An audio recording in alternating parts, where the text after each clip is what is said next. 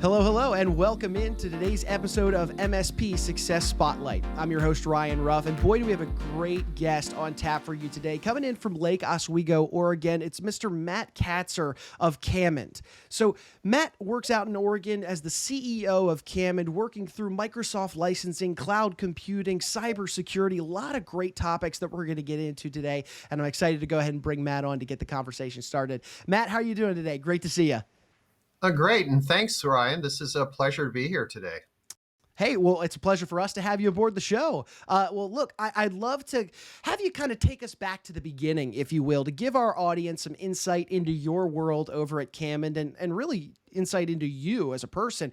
Take me back to the beginning. Tell me about that journey that brought you to today at KAMIND, as well as just kind of how you became an expert in this cybersecurity and compliance world.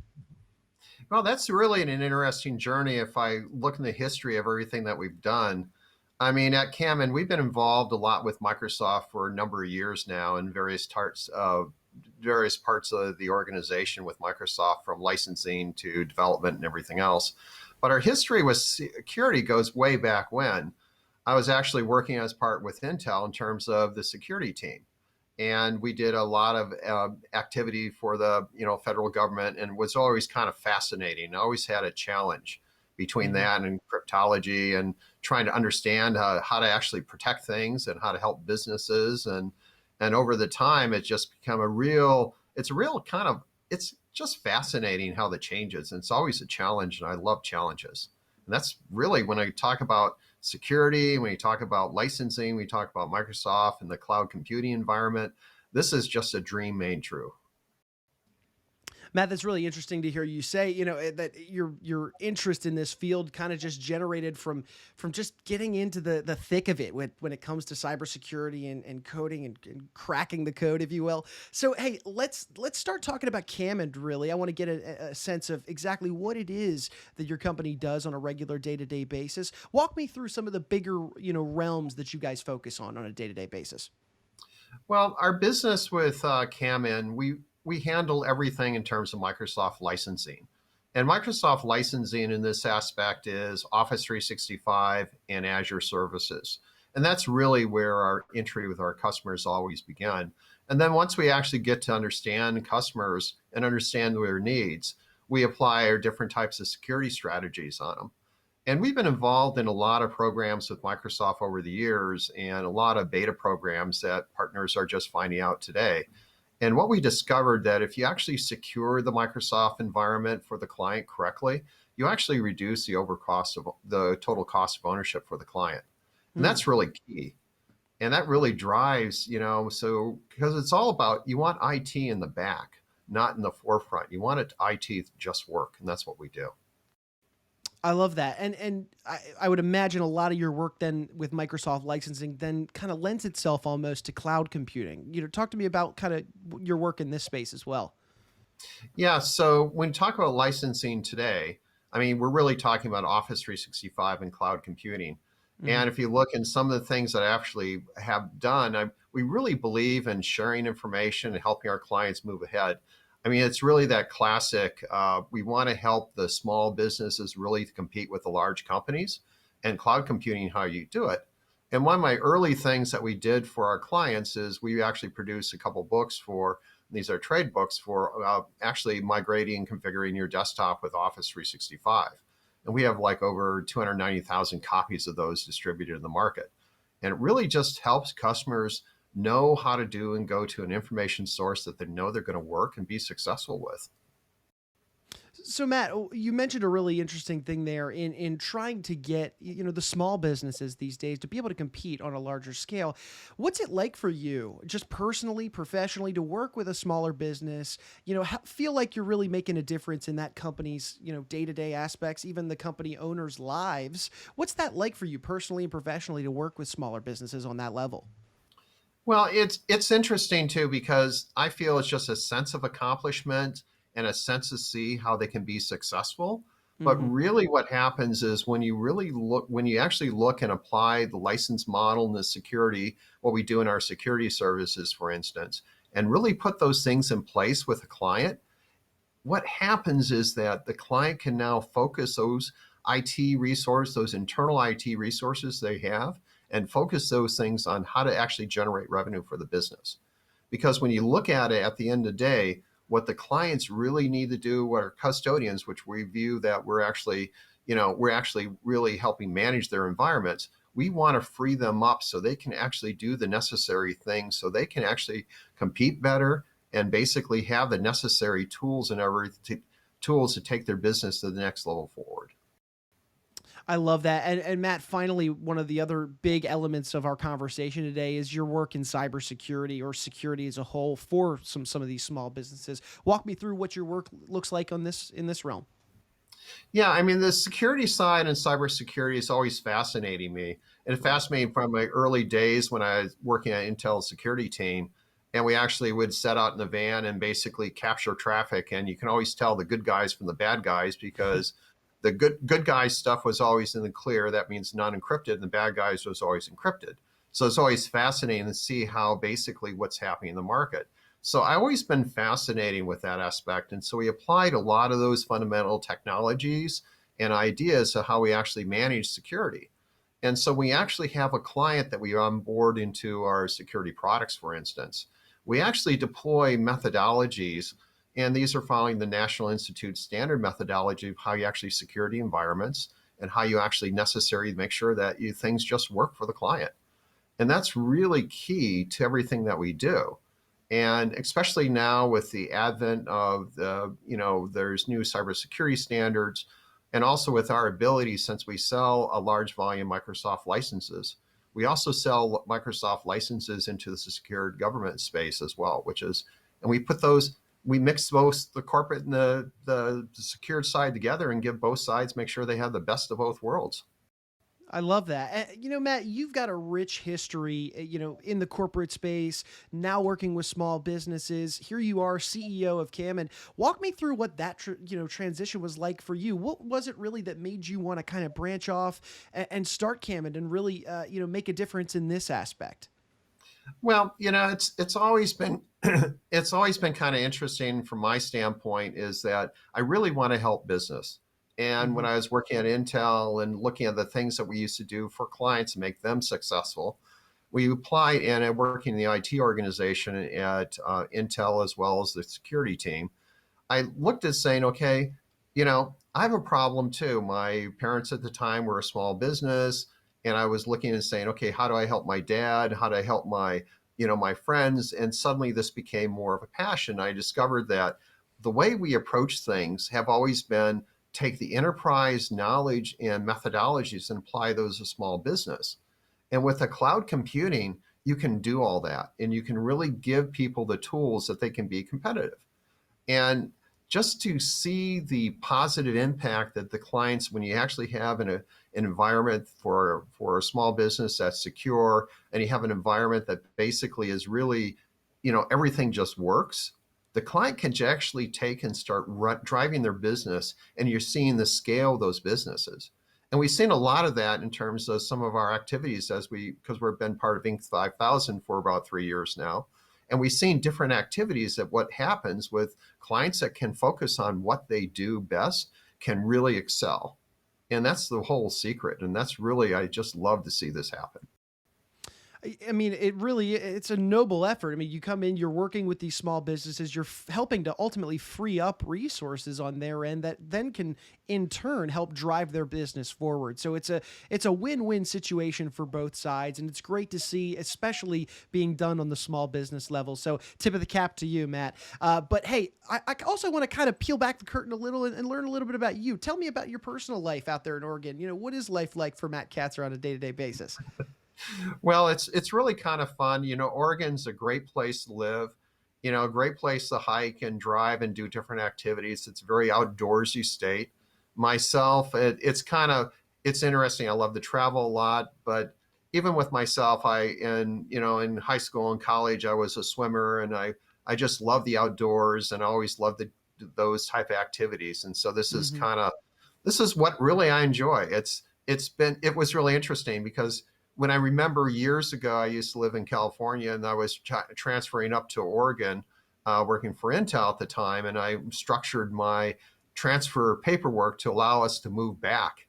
Mm-hmm. But that never happened. And we're here now, and this is just a great place to live. But it's just really, it's you talk about the environment and everything else, and from our standpoint, from what we are with KAMIND, we do a lot with not-for-profits and community around what we deal with, and we Mm-hmm. really like to do the necessary things to give back to the community and really help them strive and go to the next level. And it's like with Morrison Family Services and other companies Yeah. as well. I love that. And you mentioned giving back to the community. It's always so important from any business's standpoint. And one way, that in terms of giving back to a community, not only helping in a philanthropic way, but also, in moments like these here on the podcast, sharing some industry insights, some, differentiating factors that make your business what it is today, sharing some of that level of expertise, great way to give back. But also you wrote a book, and that's a great way to give back as well. I'd love to talk a little bit about this, why did you want to write this book, and where might people be able to find it? What's the type of information that can be found in it? Walk me through your book. Yeah, we actually have 5 different books out right now, and There 3 of you them go. are about Office 365. And Right. if you're new to Office 365, one of the first things we do to the client is send them one of our books. We have one of the latest ones we produced was Securing Office 365, that tells you how to do it yourself and the configuration of the subscriptions. And we did it mostly to basically educate people and get them to use the cloud services to be secure. And so you don't necessarily need to call an IT person or call a IT professional, that you have the tools with known recipes that work. And we took the same approach in terms of the security books that we have as well. We look at it from a standpoint of what are the things that you need to do to help people understand what really is ransomware. How do you actually manage your bank accounts? How do you actually manage activities? So we wanted to give all those things to make sure that you as an individual knows how to apply those things into your business, but also know how to apply those things into your personal life as well. And that's kind of, to see people use those is just fascinating. And to Yeah. see people being successful is really important to me too. Sure, absolutely. And yeah, you mentioned an array of different books that encompass a variety of different topics, all of which you guys specialize over at KAMIND. One of those topics that I do want to dive a little deeper into, just because it is such a hot topic these days, is cybersecurity as a whole. Talk me through, your company's decision to really start allocating more resources and laser focusing in on some of the cybersecurity, aspects that you're seeing, especially given with everything cybersecurity related these days. Well, I mean, that's a really good question, because when you look at cybersecurity, our philosophy with Office 365 cloud computing, and we've been doing this for a number of years, we're a direct managed Microsoft partner, one of the less than 1% of the Microsoft partners in the US. And our view is that from day one, you put the necessary security pieces in place with the clients. You want to do everything you can to basically protect them the best you can. And that's always been a fascinating for me, to make sure those things happen. And you do those things necessary to kind of just make sure things are successful. And so when we look at cybersecurity, it starts with our first introduction to a client. When we actually look at Office 365 subscriptions, for instance, we look at what makes business sense for them, how to make them secure, how to get them to the next level. And a lot of clients don't understand these things, and they're understanding now with all the ransomware attacks and everything else. There's a better opinion of those type of things. But the reality of what's happening is that they have to be shown, and they have to show the why they need to do things. And once they get it, you see that gleam in their eye, and you see the understanding of this piece in terms of talking with the IT manager or type of organization you're speaking with, and you just see them get to the next level. It's just fascinating. Matt, do you ever find that it can be difficult in some instances when working with a given IT manager to stress the importance of cybersecurity and the risks that are available, or is it a relatively straightforward conversation? Well, I mean, it just depends. A lot of the issues that people talk about is budget. But Mm-hmm. what's Sure. happening is that when you actually talk about 365, and this gets in the approach that we take, and that's why I wrote the books that we have so many out there in print. It's that basically when you look at the business, you're trying to talk with the IT manager and the CISO, and basically what the skill sets are, what's really needed and how they can actually, and how you partner with them so that you do the necessary. There are things that we do as a service provider. There are things that the CISO will do as a, as owner of the client organization, and it's real partnership. And that's kind of the difference that we always take, and that's always been our model. And a lot of times what happens in the past, it's usually when an organization says, hey, we'll do everything, get rid of your internal IT staff and everything else, and you see the resistance. When you actually take it from a partnership approach, it's much more, it's a win-win situation because you're both in there together and try to drive the company to the next level. Because that's what we're trying to do. Because we view ourselves as custodians for the customers, not the owner of the customer environment. And as a custodian, we have to do the necessary things from a compliance standpoint, from a security standpoint, to really protect their assets. Right. At the end of the day, yeah, you want it to be a win-win, and that's a productive relationship that's only going to allow, I mean, when you look at from the business acquisition perspective, successful relationships and good clients breed successful relationships and great clients. So the win-wins keep coming when you play it that way. So tip of the cap once more to you guys. But I'd like to kind of shift gears slightly over to the compliance side of things. Why is it that compliance these days is becoming more important now, Matt? Well, the compliance side of things is a really a whole new world that's opening up. I mean, our strategy or our fundamental philosophy is that when we look at security, we say, okay, we're going to apply national standards against the way we actually secure our clients. So we use the NIST 800-171 standard as a baseline. Now, this interesting thing is the reason why we picked that. A few years ago, we basically became involved in Microsoft in the Microsoft Acceleration CMMC program, which is basically a new cybersecurity program that's coming out on the Department of Defense side, the federal government side. Now, with the new administration that's gone in place, and we've seen these trends over for the years, we're now seeing that requirements for accreditation is now being spread throughout all of federal contracts. Now, what does that have to do with us? Well, we never, companies may never touch federal contracts. Well, the new requirements that are coming through is that as a service provider, you have to be at or above the standard of the client that you're going to be serving. And we discovered through this process that a lot of our not-for-profits and a lot of our customers, probably roughly 20% of them, will be touching these federal grants and contracts in one form or another, and they're going to have to get accreditation. They're going to have to be compliance certified. Now, you have that side with, you have like a regulation entity being focused, but what's you've seen in the market too is that when you look at cyber insurance and all the ransomware claims and everything else, the insurance companies are now looking at saying, okay, what IT service partners are basically being compliant? What type of accreditation has they gone through? And what type of programs that they actually go through to make sure they meet certain scale to actually make sure that if you actually have a ransomware event at a client that you're actually manage, how do you actually make sure that you remediate and you do the necessary things and you actually handle it? And that's really, and that's the big driving force that I see. And the fascinating part with what's happening with this new standard for CMMC, it is no longer you get a form and you sign it and test it. You now have to go through an accreditation process with an assessor that actually shows that you've implemented a cyber maturity process. And for us, we always had this type of model where we have a standard cyber maturity process. We implement those processes with all the clients in our corporate space or not-for-profit or education. So we follow the same methodologies. So for us, it's just it's what we're doing already because we're really custodian for customers, and you got to do those things that the customer need to protect them.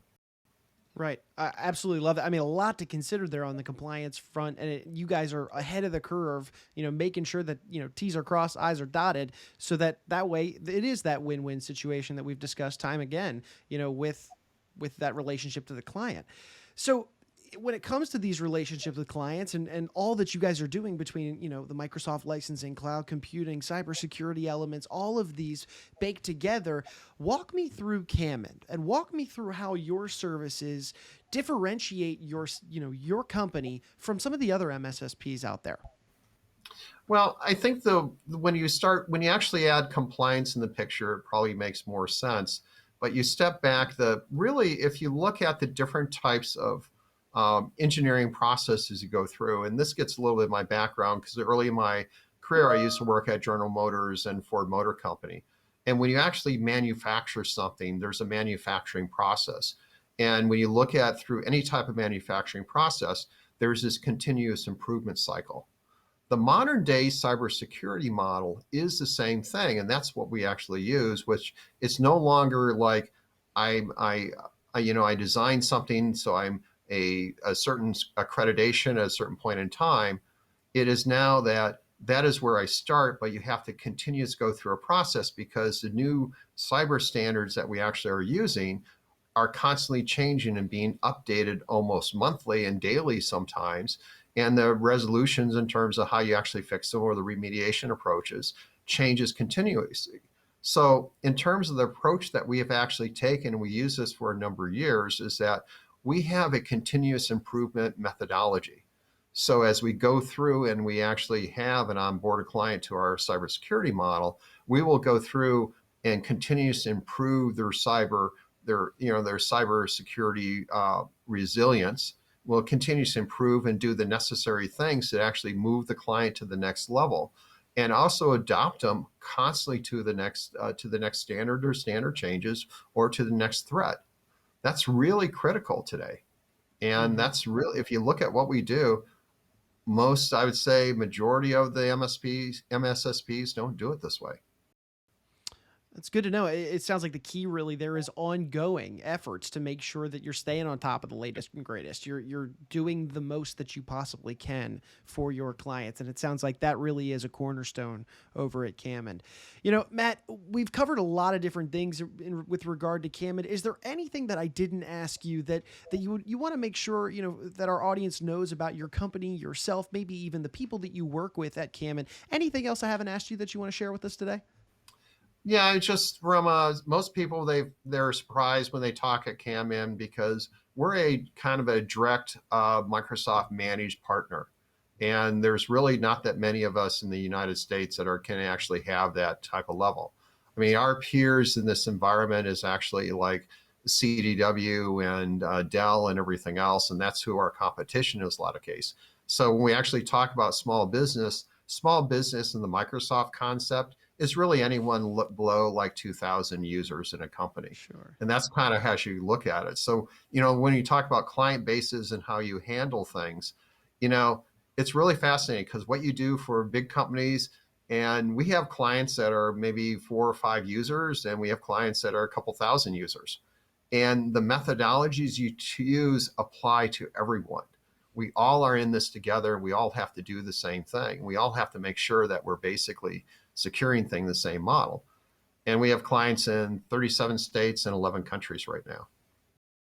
Wow, that's fascinating. Well, Matt, all in all, I really appreciate your time, sharing your insights into this industry, walking us through, really what KAMIND does, and then, of course, how you guys differentiate yourselves within the business. This show, MSP Success Spotlight, is about just that. We want to hear industry insights, those differentiating factors, and boy, did we get it today. So thank you so much, Matt. Really appreciate you and your time, and I'm looking forward to the next time we have you back on. Okay. Hey, Ryan, this was a pleasure. Thanks for inviting me. Look forward to speaking with you again.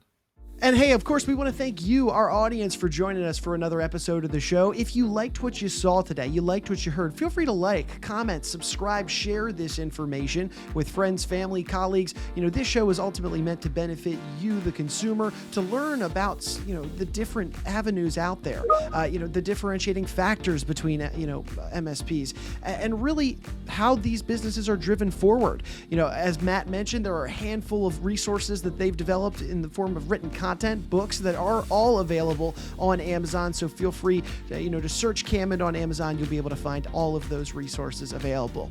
So for Matt Katzer, I'm Ryan Ruff saying so long. We thank you so much for joining us on today's edition of MSP Success Spotlight.